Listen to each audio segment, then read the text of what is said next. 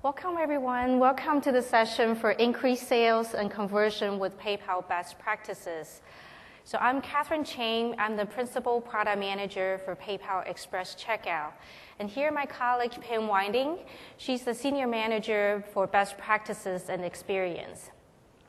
So today, Pam and I will walk you through the 7 easy steps to achieve best practices. So before we get started, a few housekeeping items. We will take the questions at the end of the session, so hold on to your question. And second of all, after the presentation, you will be able to access the presentation deck from paypalx.com, so you don't need to worry about taking detailed notes, okay? So here's the agenda for today. First, we will talk about why best practices are important for you. And we will do a quick look back on the development in the past few years. And most important of all, we will walk through the 7 easy steps to achieve best practices. So towards the end, we'll share the resources for you. So after you get home, you have a resource center you can refer back to. And then we will also share the vision for the best practices for the near future. So why best practices are important for you? Do you know that only 5 to 6% of consumers will complete their transactions online? And over half of the shopping cart will get abandoned. So the key success for you is really to reduce the shopping cart abandonment and increase checkout conversion rate. So if you look at this graph we have here, when you have a good PayPal integration, you will be able to provide a good and seamless experience for your buyers. And good experience will lead to higher sales and increased conversion rate for your business. So as a result, you will be more successful for your online business. So imagine you never used PayPal before, and you stumble upon the website that looks like this. Right on the shopping cart page, you see a green PayPal button. So to share with you actually the shape of the button and the color of the button, nothing comply with the PayPal branding guidelines. So this is the first one you see. And the second one, okay, both credit card and PayPal are offered on the website. However, it says for PayPal, you will need to be a PayPal account holder.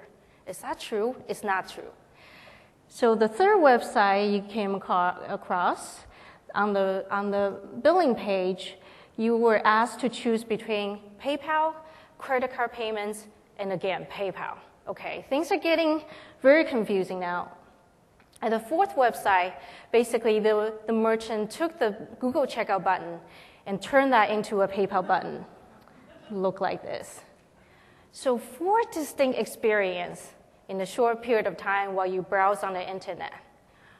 Will you still want to use PayPal? So about 3 years ago, that's when we realized this is a big challenge.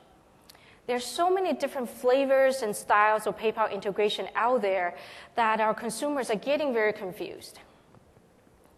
So that's when we start to think about, okay, it's really about time. We should define the best practices so our merchants can be more successful. So that's when the time we start research into how we can conduct multivariate A/B testing so we can come up with a guideline for our merchants. So let me walk you through the development, how we arrived to this point with all our best practices. So here is a typical merchant checkout flow. So there will be a home page, and then a product description page, then shopping cart page. This is where buyers will put items in the shopping cart. And then oftentimes, a lot of the online merchants will ask the buyer to log in for their store account. After that will be a billing, shipping, and more payment options page.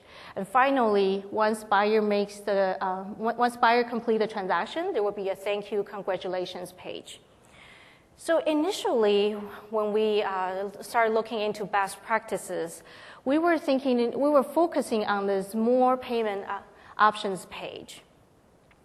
So at the time, PayPal, we want to be offered wherever credit card payments are available, right on this page.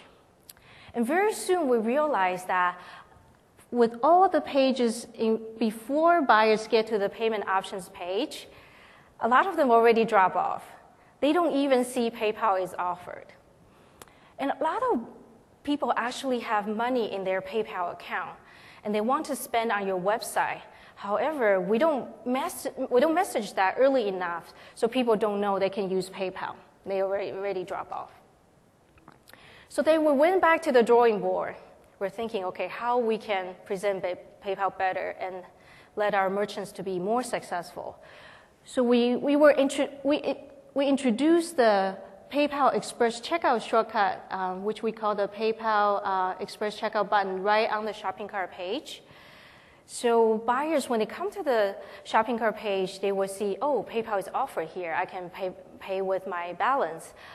And then at the time, we were also focusing on how we can optimize the two PayPal pages in this PayPal Express shortcut flow. After we done more and more testing, we realized that that's still not enough. What our buyers care about is the overall checkout, end-to-end checkout experience. And what matters to the merchant is that the overall sales and conversion.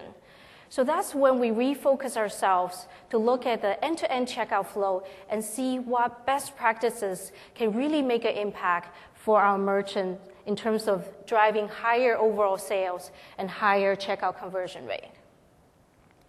So going into all these, our hypothesis is that if you can improve PayPal, if you can present PayPal branding and messaging earlier in the checkout flow, will significantly boost your sales and checkout conversion rate.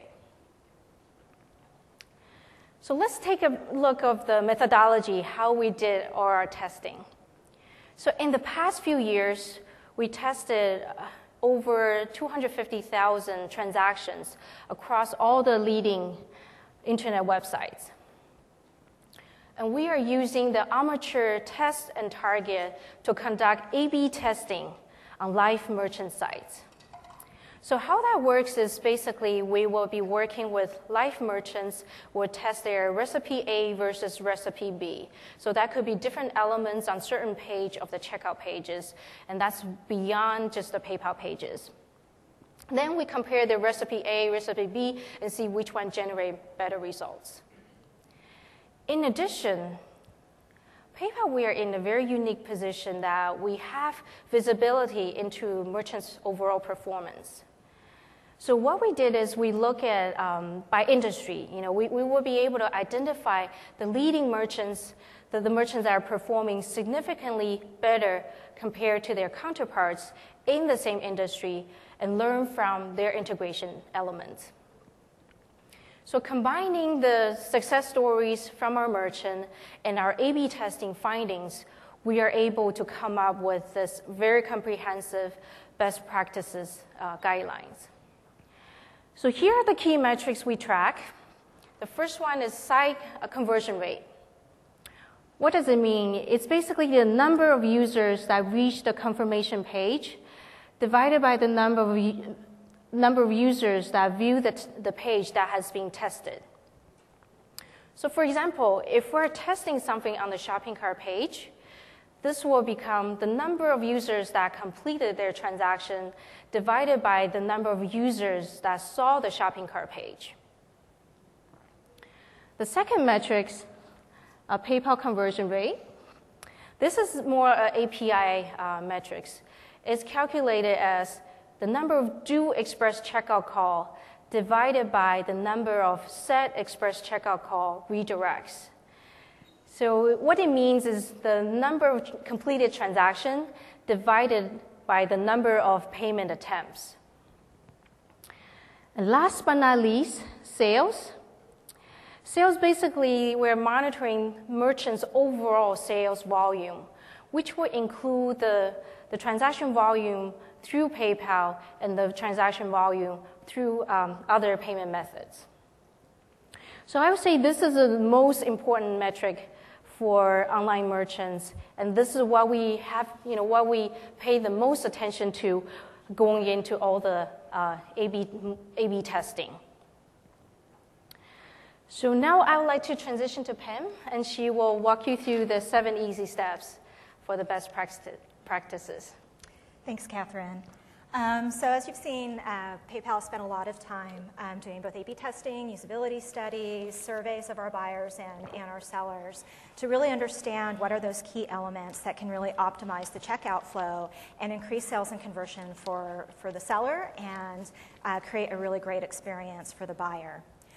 So we're going to take you through what we feel are 7 of the most key best practices and look at what they are, how you can use them, and what the benefit is to you. We're going to start with the homepage of a website, because that's where buyers start. We did a research survey with Jupiter Research where we surveyed over 2,100 buyers, and we found that 60% of them actually start thinking about what payment option they're going to use way before the payment option page in the checkout flow. They actually start thinking about it when they're coming to the home page, the category page, or the product details page. They're already thinking about what funding source are they going to use to make their purchase. If they have money, do they want to use their credit card? So they wish they could use their bank account, or maybe they have money in their PayPal balance. There's over $3 billion that flows through the PayPal ecosystem every 2 weeks. $3 billion. That's a huge amount. So why not tap into it by messaging that you accept PayPal on the home page, the category pages, and the product details pages, along with what other payment options that you accept. We have buyers who have money in their PayPal accounts because they've been selling things on eBay. They've been using the person-to-person send money feature that we have, where they're getting paid back for lunches or drinks or what have you by their friends and their family. And we have students out there with student accounts whose parents are putting money into their PayPal accounts. So why not message as soon as the buyer hits your website that you accept PayPal and get them thinking about, hey, I got some balance that I can spend, and it could increase the likelihood of an impulse buy with these buyers. The next best practice is probably one of the most important and probably the one with the biggest impact. And as Catherine had mentioned, one key way we really found for fully optimizing the checkout flow and making it as short and quick as possible is using the Express Checkout shortcut button on the shopping cart page. In all the A/B testing that we've done over the last 3 years, we found that a properly placed Express Checkout shortcut button can increase your overall sales by 4 to 11%. And that's often incremental sales. What do we mean by a properly placed Express Checkout shortcut button? It means that it needs to be placed directly next to the merchant checkout button, either to the left or right or top or bottom, but directly next to it. And using the word "or" in between the different checkout options, it may seem like a really minor thing using that little word "or", but it really helps make it clear to buyers what exactly their checkout options are, and it really clarifies that these aren't additional banners that are being shown. These are actual checkout options. We've also did a study with ComScore that focused on 14 of the largest U.S. retailers that had the Express Checkout shortcut button on their cart page, and we found that having that button there can increase conversion by up to 33.3% versus just having the merchant checkout button on that page. The main reason that there's this conversion advantage with the Express Checkout shortcut button is because PayPal users know that when they see that button, they're going to have a quick and easy checkout experience. They're not going to have to enter in a lot of information. It's just a couple of clicks. They log in to PayPal, they confirm their payment, go back to the merchant site, they're done. So we've heard from in usability studies from our users that they look for that little button, and they know that if the merchant's offering that, they're going to have a great checkout experience and are going to get through. It's going to be safe and secure and really fast for them. Also related to using the Express Checkout shortcut button, whenever you're using that, you do want to provide a guest checkout option. Because buyers are looking for the shortcut button, knowing that it's going to be very few screens and quick and easy to check out, don't force a store login into the middle of all of that. It will cause abandonment. Buyers don't want to have to enter in a lot of information. A lot of them don't want to have their information stored on various seller sites everywhere. We've done a lot of analysis of the different integrations that our merchants have, and we found that merchants who provide a guest checkout option can increase their conversion rates by 6%. I do know that a lot of sellers have voiced concern about not having a store login or requiring a store login, because that's where they use that to collect a lot of information about their buyers. Well, during the express checkout transaction, PayPal does pass back a lot of information about the buyer, including their email address, their phone number, their shipping address. So you can collect that for the fields that you need, and you don't have to require the buyer to fill all that out. Also related to using the express checkout shortcut flow is to reduce the number of pages when the buyer returns to your site following confirming their payment with PayPal. The whole purpose, again, is to have a really short checkout. So you don't need to require a billing or payment page. The buyer has already confirmed their choice of payment and confirmed their payment with PayPal. So you can remove that page, and that's one less page that they have to go through. You can also potentially remove the shipping options page by either combining it, putting the shipping options on the cart page, or combining it with the review and place order page. And so then you're down to just one page following the express checkout flow. So again, it's quick, it's simple. The fewer steps that buyers have to go through, the more likely they are to complete the transaction and not abandon. Do you have data on how much conversion rate increases with one-page checkout? I'm sorry, can you say that again? Do you have data on how much conversion rates increase with one-page checkout? With one-page checkout. I don't have it here. I'd have to look into that for you. I know that's become important with digital goods as well, where they're looking at two-click or one-click checkout, and we're going to be doing a lot more research on what the exact impacts are on that. Okay, so even if you're using the express checkout shortcut flow, you still want to show PayPal as a payment option on the payment page. 20% of PayPal users still want to go through the whole flow and select their payment option on the payment option page. They may have store accounts that they want to log into, or maybe there's some incentives for going through a store account that they want to take advantage of. So we still want to show PayPal on the payment options page along with the credit card options and any other payment options that are there. In terms of the user interface for this page, we have found that using radio buttons converts 20% better than using like a tabbed format or a drop-down list for those payment options. And the reason is that the radio buttons present all the payment options in a very clear and uncluttered way. A buyer can see at a glance exactly what their choices are, and they can make that choice pretty quickly. So the key to really optimizing these flows is to really look at it from the buyer's perspective. And is it easy for the buyer to understand what they need to do and what their choices are? Is it clear for them if they're looking for particular options? It's easy to find those. As we've said, we're continually researching and evolving new best practices. And so I'm going to turn it over to Catherine, who's going to take us through a couple of the new ones that we've just formalized. Cool. Thank you, Pam. So Pam walked us through the first 5 important tips.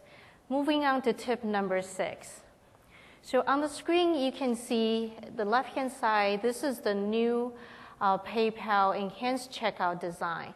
And on the left-hand side, this is what we call the mini cart section. So what happened is with this new design, now you will be able to pass in your business logo and your branding color, which will show up around the mini cart section. So imagine a buyer moving from your website, coming to the PayPal pages. This mini cart section with your logo and branding color will provide a seamless transition, and you will be able to extend your branding onto the PayPal page. So this will help ensure the buyer feels that they're still in your checkout flow, so nothing to be concerned about.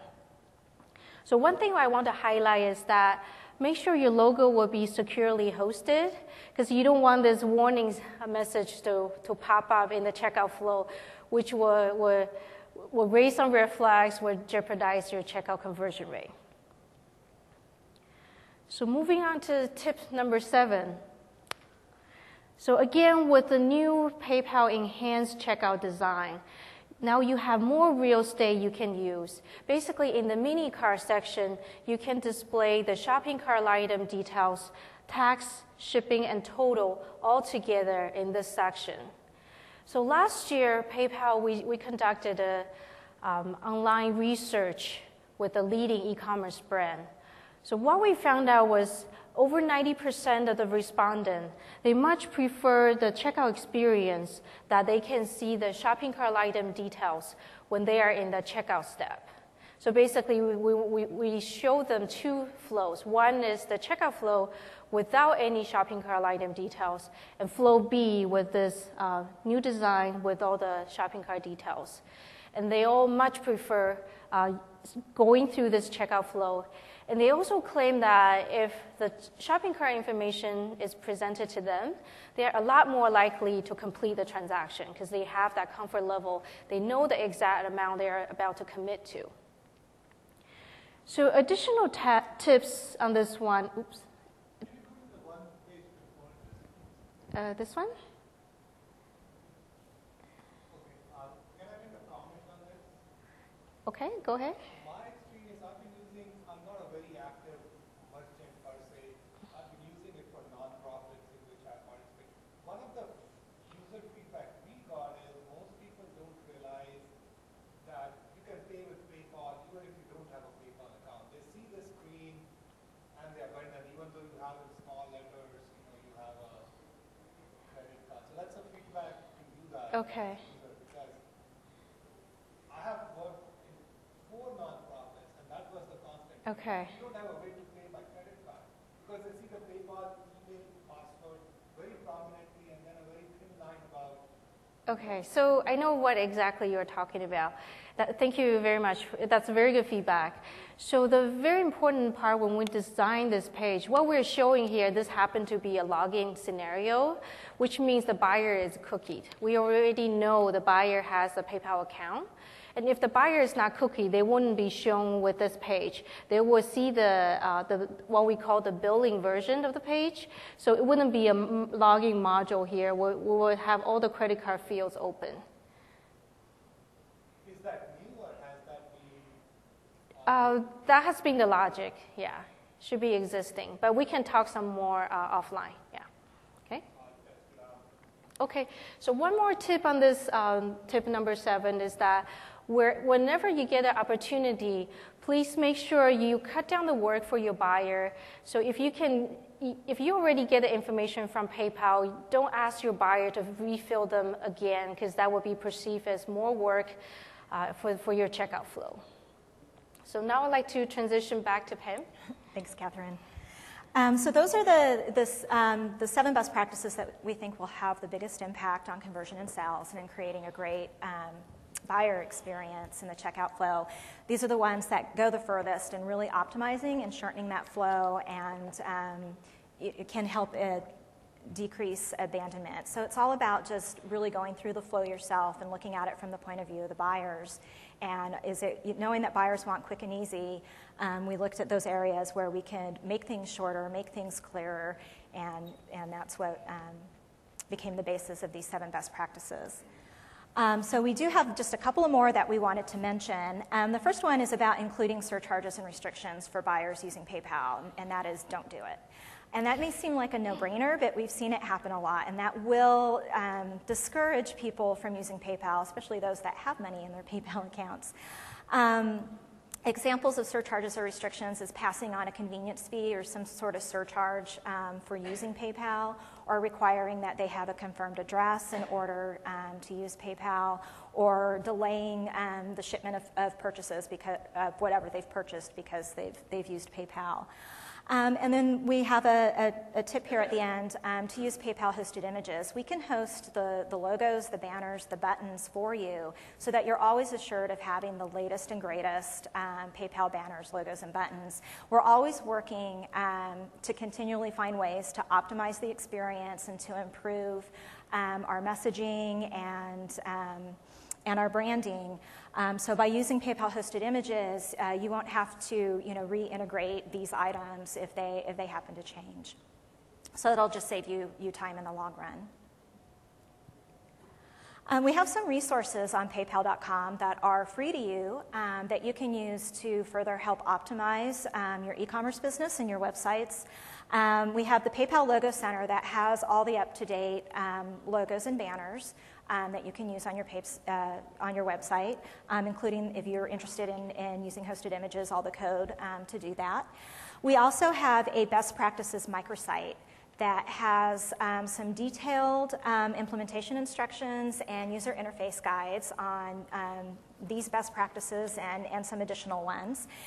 And then we also have the Business Resource Center, which contains a wealth of information on running an e-commerce business, everything from designing a website to optimizing the checkout flow to doing marketing campaigns, search engine optimization, building your brand, developing great customer service, reporting, fraud, all of that. So I recommend that you check these out. Again, all of these resources are free to you to use, and they're all on PayPal.com.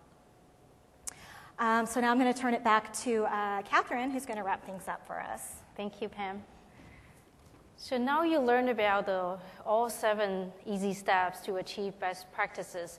Where do we go from here? So our vision is to continue to expand our best practices. And first of all, we'll continue to expand our global footage, which means in the near future, we're going to conduct a lot more A/B testing in Europe, APAC, Australia, all these different geographic areas. And the second direction we're expanding into is we want to move beyond the online retail for physical goods. So we're extending into digital goods and mobile. I think many of you attended the digital goods or mobile sessions in this Innovate event. So next year we'll come back and share more learnings about those new verticals and industry and how you can optimize your business in those verticals. So to recap what we talk about today, the 7 easy steps for best practices, just keep in mind this 4-letter word, HELP. So provide a happy path for your customer. So cut down any duplicate work, cut down any redundant pages, make the checkout experience as easy as possible. And second is present PayPal branding and messaging early in your checkout flow. It will help encourage impulse buys and purchases. And then passing your logo and line item details, because that will provide a seamless transition from your website to the PayPal pages. And last but not least, put yourself in the shoes of your customer. Pretend you're a buyer on your website, try out your checkout flow, and see how you feel about it. Whether you feel comfortable buying, checking out on your own website. So continue to optimize your checkout flow, become one of your buyers, and you will see great success for your business. So thank you, and now we will open up for questions. Okay, go ahead.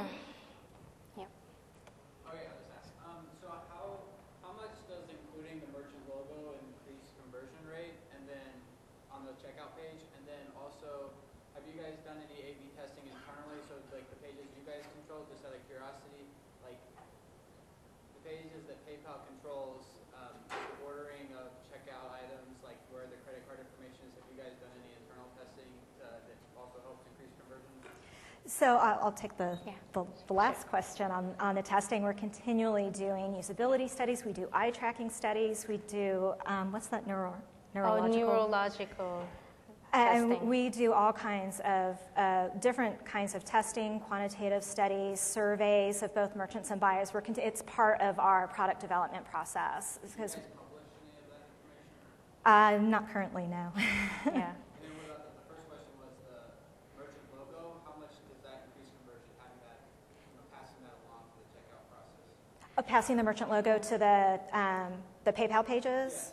Okay, so far we haven't tested like element by element. A lot of time is like when we do a recipe A versus recipe B, is one of the element inside included. So so far all buyers, majority of the buyers we interview in usability labs or online survey, they all much prefer seeing the merchant logo. The reason is being that in the past, there are a lot of spoof sites out there. So seeing the merchant logo really ensure the buyer that, this is a valid PayPal page with a merchant logo, great. They don't feel they're falling out of the checkout flow. So that's why we want to highlight that. So, okay, this lady.